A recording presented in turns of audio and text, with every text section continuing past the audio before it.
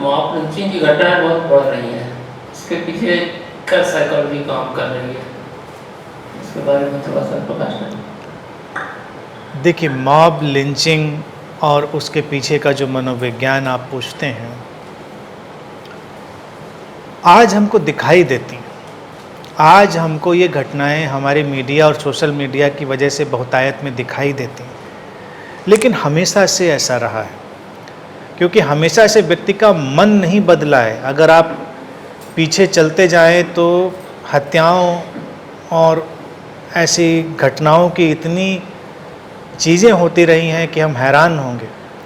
और आज के वक्त में तो हम फिर भी कहेंगे कि हम काफ़ी सभ्य हुए हैं कि बेवजह बेमतलब हत्याएं नहीं हो जाती हैं, होती हैं अभी भी। हत्याएं तो बेवजह बेमतलब ही होती हैं, मतलब भी बेमतलब ही होते हैं उसमें। लेकिन पहले से संख्याएं कम हुई हैं कि पहले तो कानून भी उतना काम नहीं करता था, तो जहाँ कहीं थोड़ा सा भी झगड़ा हुआ और हत्याएं हो गई। व्यक्ति के जनमानस में इतनी घृणा जब डाल दी जाती है और लोग एक दूसरे के प्रति इतनी घृणा, इतने वैमनस्य से भर जाते हैं, तो इस तरह की वारदातें होती हैं। मॉब लिंचिंग व्यक्ति के भीतर पैदा हो गई असंवेदनशीलता की घटनाएं हैं। हमने अपने चित्त को असंवेदनशील बनाने की इजाज़त दी है। उसको सोचना पड़ेगा,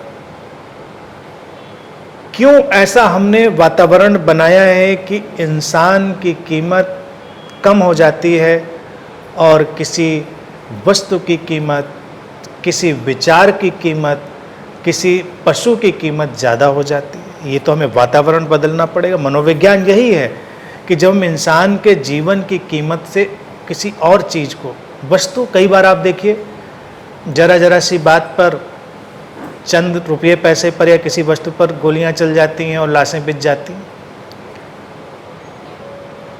काइंड ऑफ मॉब लिंचिंग वो भी है। फिर विचार, कोई धार्मिक विचार, किसी अपने विचार की श्रेष्ठता का विचार, वो दंगे करा देता है। कोई धर्म अपने को श्रेष्ठ माने, कोई संप्रदाय अपने को श्रेष्ठ माने, दंगे फसाद में उतर जाए।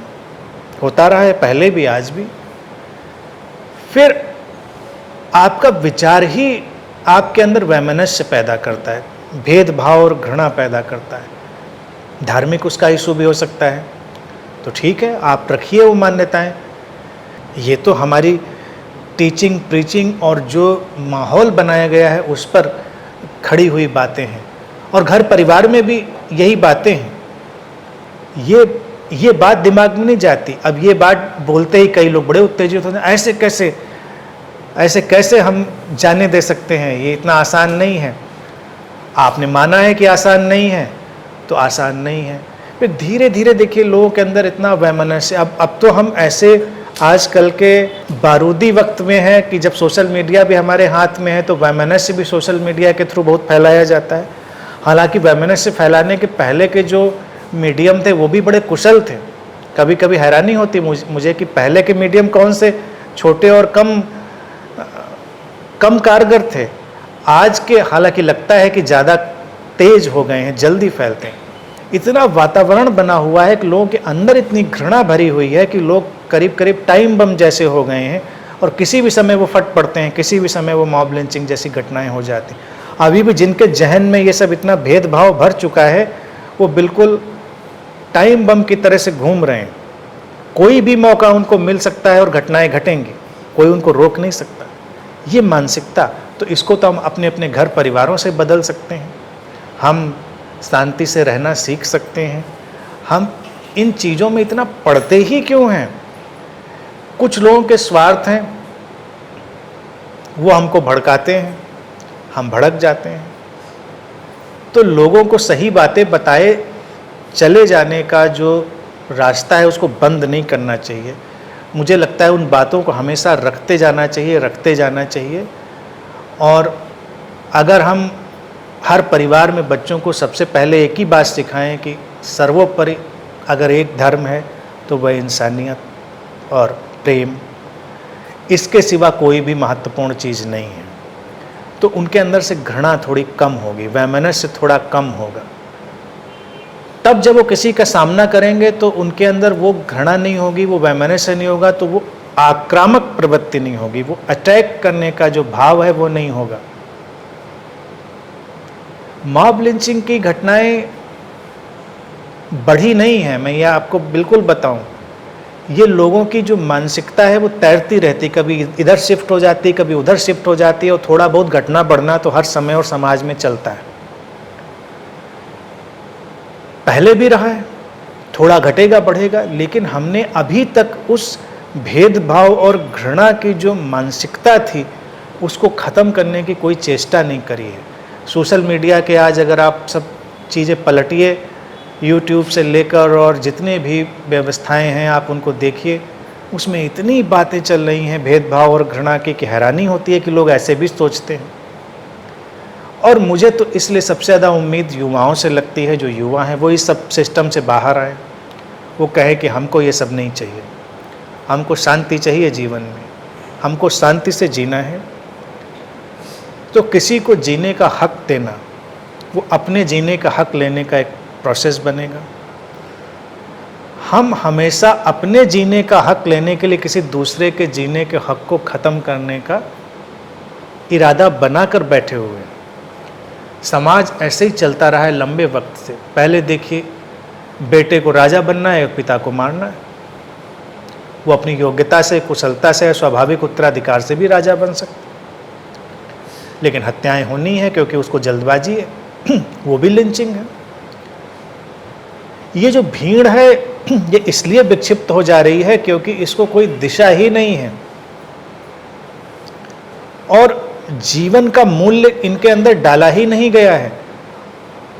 और सर्वोपरि तो यह है कि उनको अपने ही जीवन का मूल्य नहीं आया है अभी। क्योंकि जब भी मैं देखता हूं किसी को अपने जीवन का मूल्य आता है, वो दूसरे के जीवन को संभालता है। मरने मारने की बातें लोग इतनी जल्दी समझ में आती हैं, बड़ी आसानी समझ में आती हैं, और इसी को राजनीतिक लोग, धार्मिक लोग कैश करते हैं। लोग खड़े होकर अगर कहने लग जाए कि भाई हम क्यों मरे मारे, हम नहीं मरते मारते, तुम्हारी इन बातों पर, विचारों पर क्या फर्क पड़ता है इन बातों से। सोच तो एक बार जाए, लोग इन बातों को बोलना और करना तो शुरू करें, फिर बदलाव आएगा।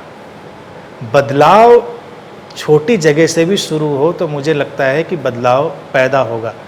और ऐसा नहीं कि हम उस बदलाव से एकाएक मॉब लिंचिंग रोक देंगे, लेकिन हाँ, कभी कभी वो परिवर्तन ज़रूर घटेगा कि कुछ ऐसे लोग होंगे जिनको लगेगा कि ये क्या हो रहा है, ये चीज़ गलत है, ये उचित नहीं है, तो वहाँ पर उस पर ब्रेक लगेगी। तो ये आपस के लोगों का जो भेदभाव और वैमनस्यता का वातावरण है, वो निश्चित रूप से उसको गिराने की ज़रूरत है।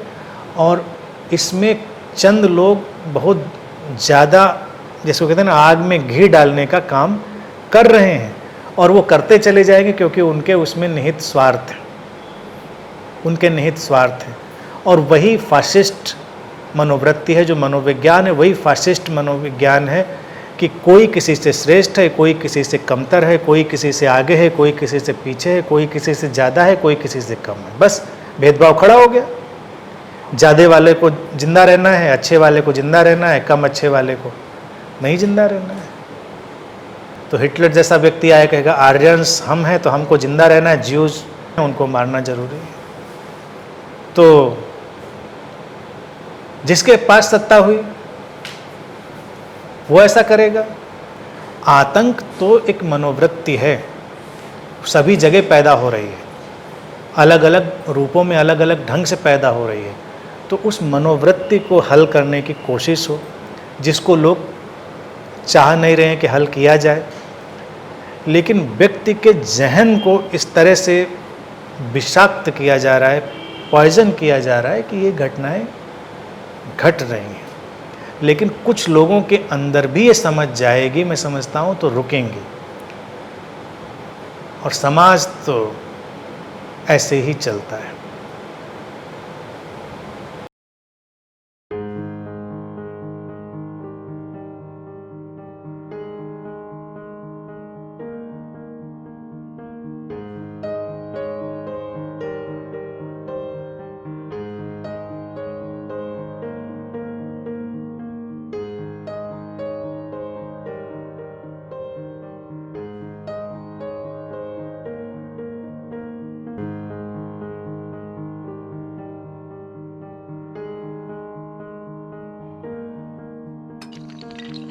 हैं।